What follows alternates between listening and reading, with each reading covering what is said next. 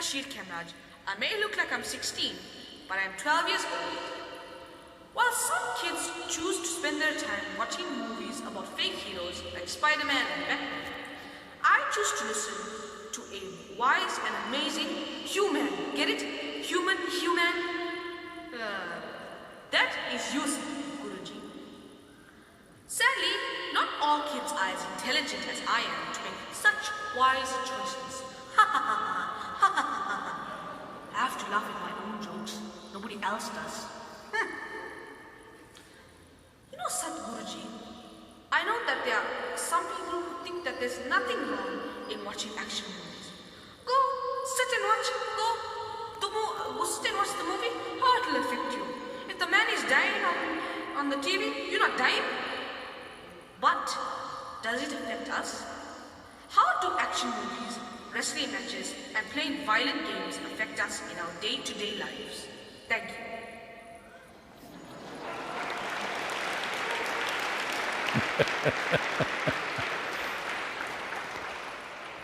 What's his name? Bashir Kemraj. What? Bashir Kemraj. Bashir. Bashir. Well, about the question, well, the level of violence that children are made to practice on a daily basis, I do not know the numbers and percentages, but from whatever, just glancing around when children are playing and just looking, seeing here and there, because it never happened very close around me. I see in the airports, in other places, even in the airplanes, children are playing. From my perception, I may be wrong, please tell me, nearly 70–80% is all about shooting somebody. Am I correct? I don't see children playing with an animal or doing something on the screen. All the time, shooting. Well, as a young child, if you shoot whatever number of people, let's say 100 people, evil people of course, they come from… See, anybody who doesn't look like you is evil. This is what racism is. Somebody who doesn't look like you think you must take them out for some reason. So whether you're taking out a black man or you're taking out an alien, it's not any different. Because when African people came to Europe and America, they looked like aliens for those who had not seen them before. So, right now we think it's perfectly normal. The moment any aliens land on this, we must shoot them and burn them and do whatever terrible things to them. Well, this is racism. They look different. That's our only problem. So, when you practice this, you're only 12, but you look like 16. No, that's your words, not mine. I didn't say that. So, when you become 18, if you've been shooting on the screen for 8–10 years, hundreds of people, when you become 18, wouldn't you like to see some real blood? You saw a lot in the movies. With the technology now, you're watching a movie, a bullet comes and brains explode.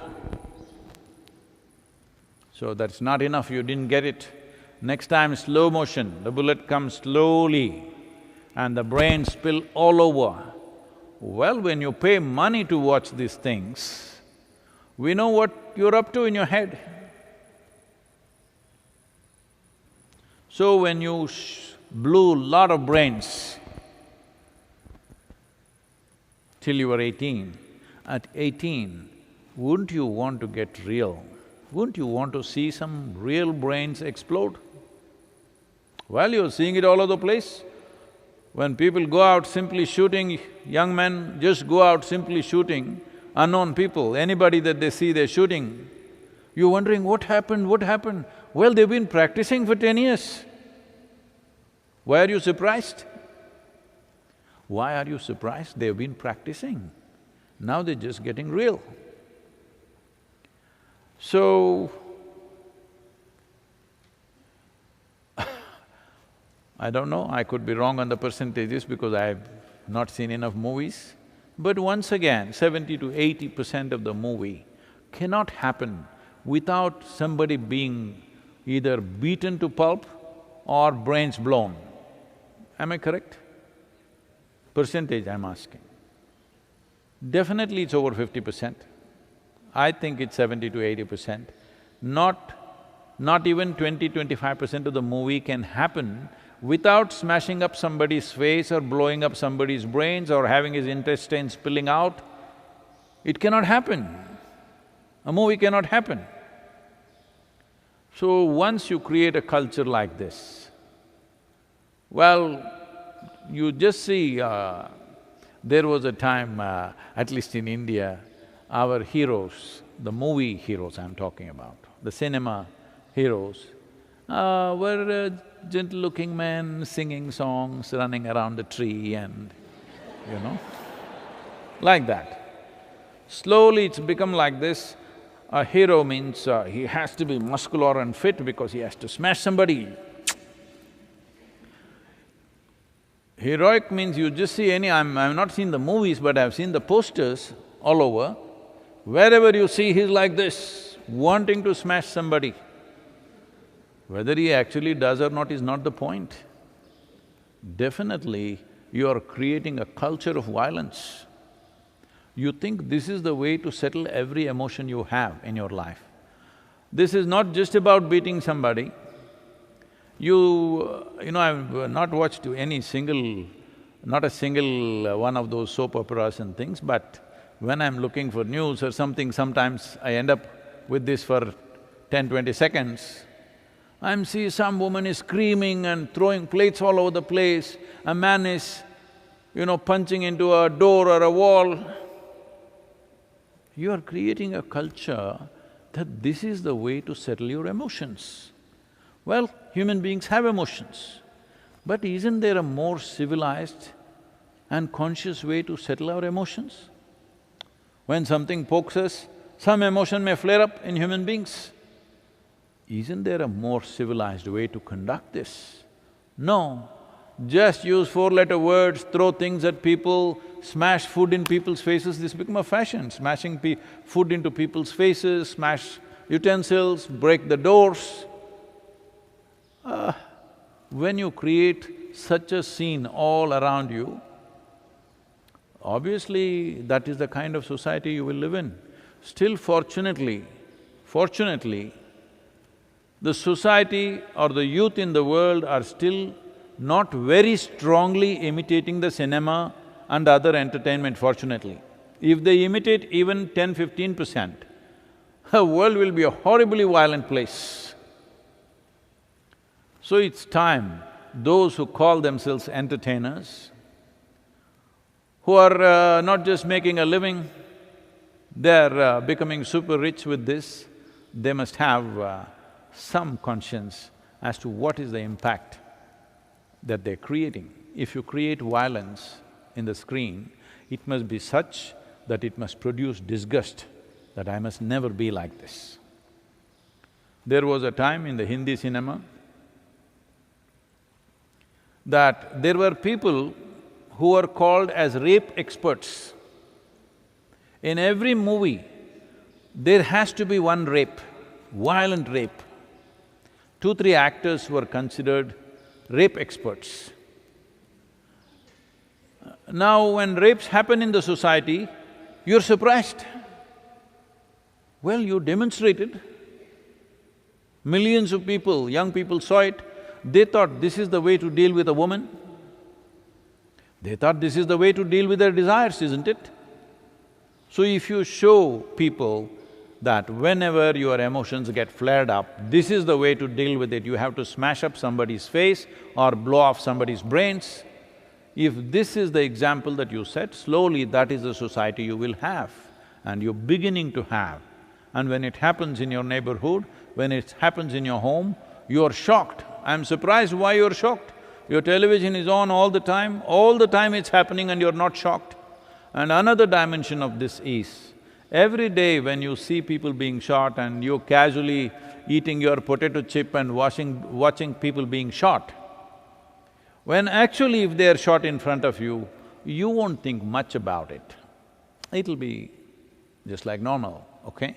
You will not be shocked, you will not be outraged, you will not be propelled into doing something positive in that direction because you think it's normal, because every day it's happening, because as technology gets better, the television is looking almost real or more real than real. As technology gets better, if it becomes 3D as they're promising it will, then these guys will be killing each other in your sitting room or your bedroom or in your dining hall, all right?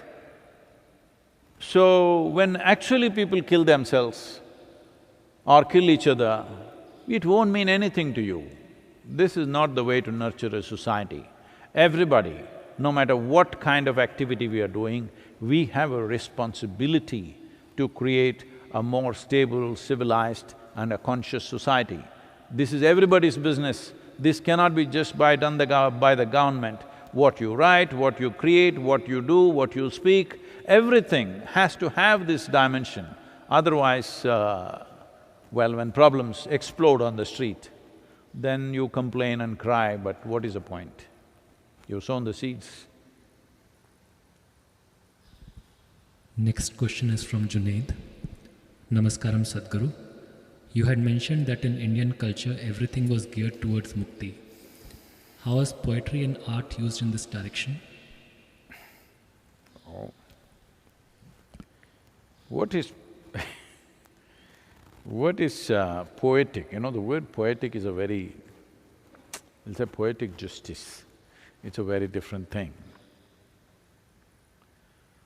Well, I was in New York and I visited a very famous artist.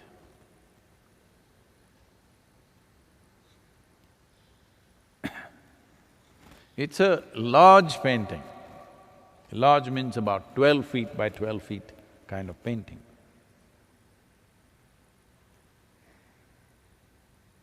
And there is just one line like that, diagonally. That's a painting. Maybe that is what inspired me to become a painter.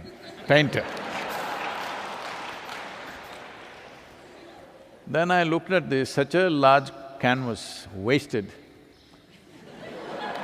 Just one line. I said, what is it? What is this supposed to be? He said, it's a divide. The society is divided, the world is divided, so just this one line represents the divide. Well, I thought, okay, if this can be art, well, even I'm capable.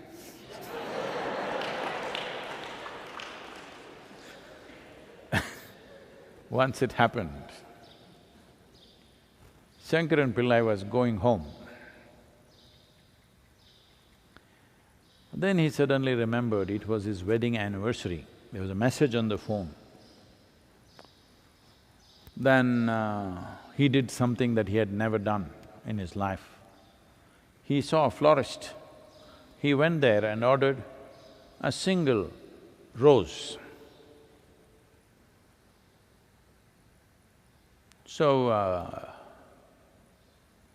the florist got talking and said, "What, are you proposing to somebody?" He said, "No, it's my wedding anniversary." "Oh, then just one rose?" He said, "No, I'm a man of few words."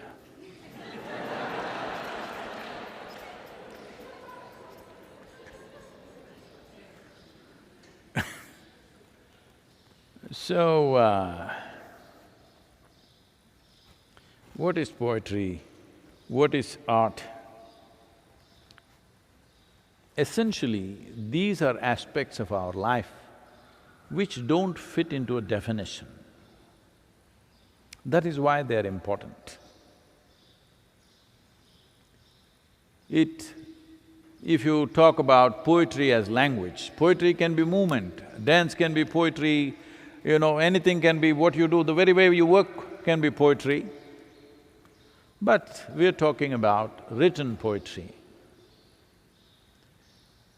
Now this is language, but it need not necessarily fit into the framework of language, because language has certain framework. If you write prose, it has to fit into that. So those who don't know much grammar, much language like me, will always write poetry. Yes, because if you write prose, you have to fit into it. And you are not in a mood to fit into frameworks, so you write poetry. And also, this art and poetry are two things which allow you to somewhere break the limitations of your own logic. If you write something in prose, I can't think of a kind of an opposite for artwork. Prose and poetry are opposites to each other in a way. If you write in prose, it has to be logically correct, you can't write illogical things. But poetry, you can express things which are not logically correct, but may be true within you. Maybe you're trying to explore dimensions which cannot be expressed in proper framework of logic.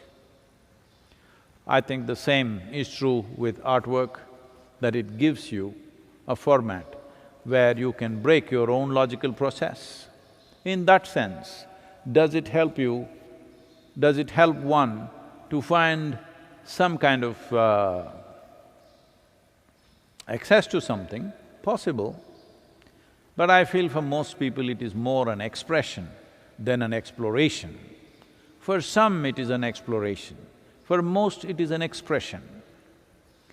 If it's an exploration, then you shouldn't worry whether somebody reads it or not, somebody appreciates it or not, it is your exploration. As long as it helps you to break the framework of your own logic and touch dimensions which are not logically correct, but which are 100% true with life. In some way, if you're using art and poetry as an exploration, definitely it assists you towards your freedom, to your liberation, as a means, as one more means. But if it's an expression, it's like any other expression in life, maybe a word that you speak, or what you write, or what you do, any number of things. How many ways human beings express, this is just one more form of expression. I wouldn't like to place it above other dimensions of expression. Somebody may just smile, and that smile may be worth more than all the artwork on the planet. So, I do not like to place one's expression or one form of expression as a higher form of expression than the other. There is no such thing. One may not know how to smile, they may just stand there like this. Well, that expression may be worth more than all the smiles in the world. So, one form of expression is not higher than another form of expression. But if it is a tool for your exploration, well, one can use it.